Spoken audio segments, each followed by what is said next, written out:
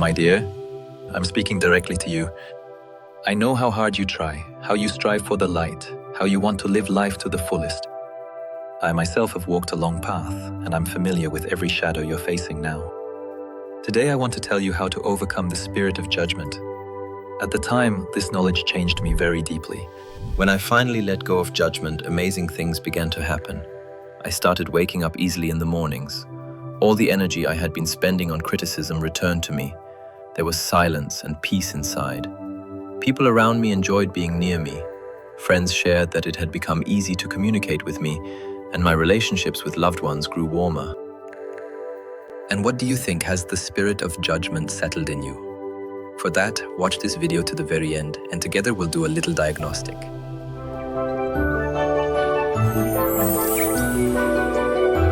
In our world, there are illnesses that cannot be seen under a microscope. They don't directly affect organs, but they destroy something far more important: our soul. Today, we will examine one of the most contagious and destructive mental infections, the pattern of judgment. From the perspective of psychology and neuroscience, judgment is a complex behavioral pattern. But for simplicity, let's call it in shamanic terms, the spirit of judgment.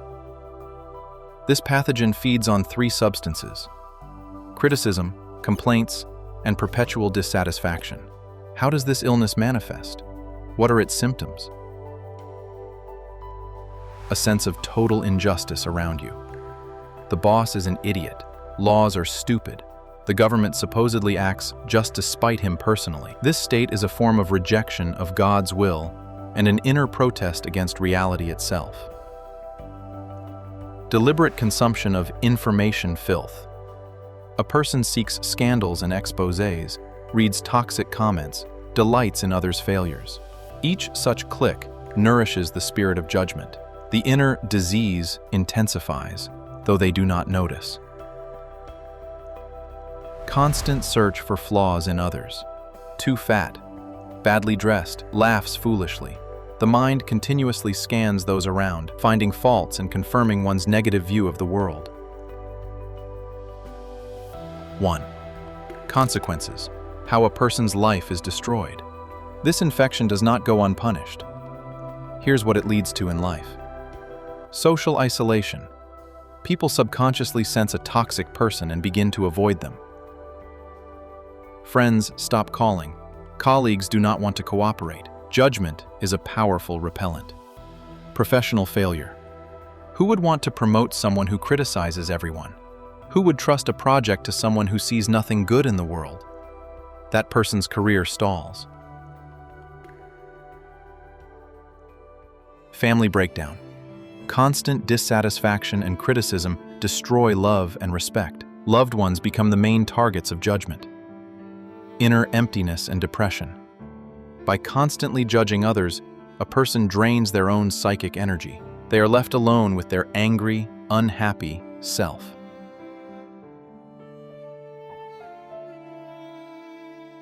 Diagnosis. How to know if you are infected. Ask yourself honest questions. Does your inner dialogue during the day consist more of criticism or gratitude? Do you catch yourself feeling gloating satisfaction rather than empathy at someone else's misfortune? Do you feel physical irritation when seeing others succeed or behave in ways you deem wrong? If the answer is yes, alarm. The infection is already within you.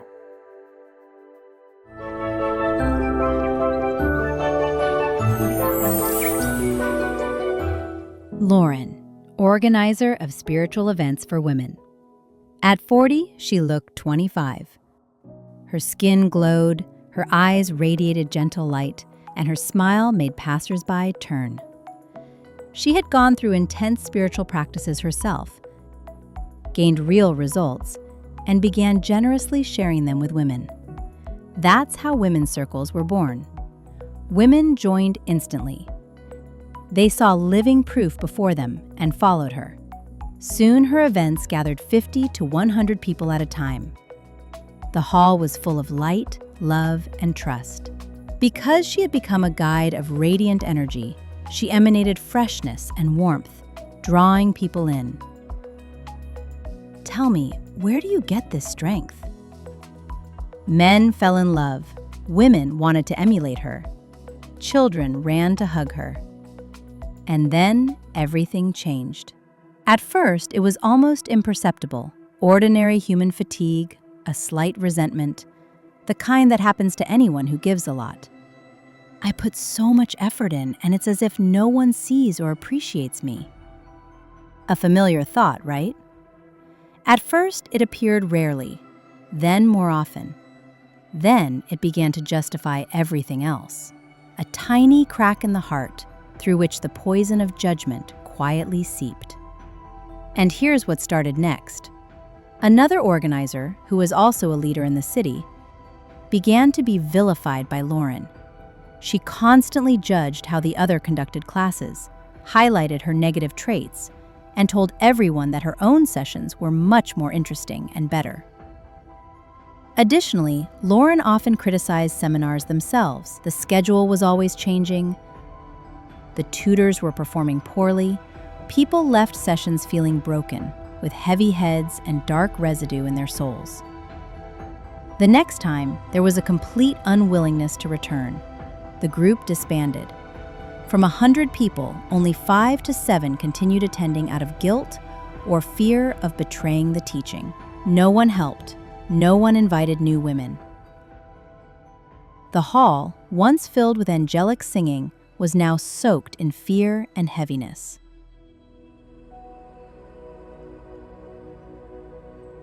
Lauren genuinely didn't understand why everything fell apart. In her mind, she was fighting for purity and speaking the truth. This is the final stage of the illness. The person no longer sees that it's the poison of judgment that is killing them, not the flaws of others. So let's remember an important guideline. If you see that even the most respected person, one who inspired many, whose word carried weight, begins to allow themselves public humiliation, discussions of personal matters, and scathing criticism of others, stop and reflect. This is not a sign of high spiritual standards or being demanding. It's a warning sign that indicates the person themselves is in need of help and support. And our task at such a moment is not to follow blindly, but to recognize this illness with compassion and, if possible, help them return to the light. This is a severe form of astral infection. To remain silent at such a moment is not just being tolerant, it's voluntarily drinking the poison you're offered. You are agreeing to take into your soul the same infection that has afflicted the speaker. And this infection will not be without its consequences. It will poison you from the inside, killing your own capacity for trust, love, and purity. Inform the guides of power and isolate the source of the infection. Save not only the group, not only yourself. Save the soul of the one who is already sick and doesn't see it themselves. Because as long as there is at least one spark of hope left in a person, they can still be saved. But poison kills quickly and mercilessly. True spiritual power is shown in the ability to uplift others, not in the desire to point out their perceived insignificance. The ability to distinguish between these things is the key to a healthy community.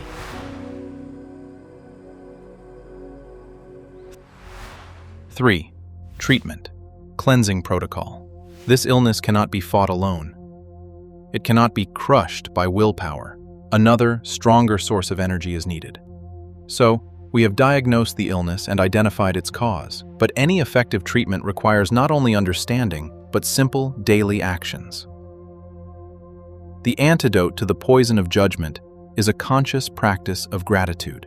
It doesn't require hours of meditation. It can be done here and now. Practice the gratitude vaccine.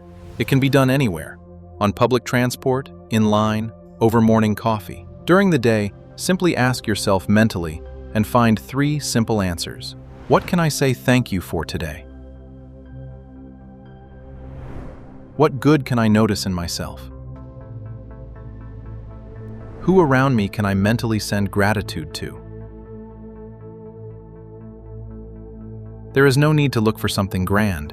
The act itself matters, shifting the focus from irritants to the gifts that are always present in our lives.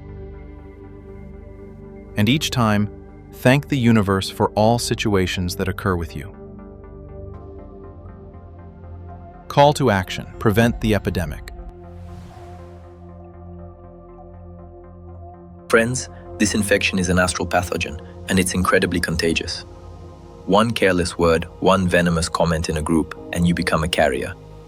Don't allow the spirit of judgment in yourself or in others. If you see these manifestations in your circle during group sessions, don't be silent. Inform the conductors of power, the mentors, the spiritual leaders. Gently and lovingly point it out, not to judge the person themselves, but to help them get rid of the parasite. This isn't an abstraction, it's a real battle of good versus evil on the level of our daily thoughts and actions. To resist evil is to resist this epidemic of judgment. Don't let the virus destroy your life from the inside out. Take a course of treatment with gratitude. Then we will live happily, and everything we need will come to us.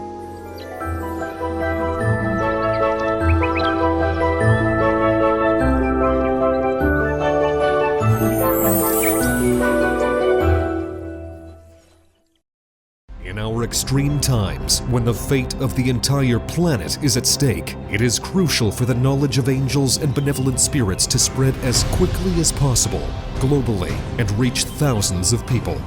In this way, we can change the future of all humanity.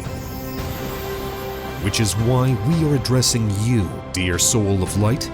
Spread the knowledge about our wise books and films. Share links to videos or cartoons.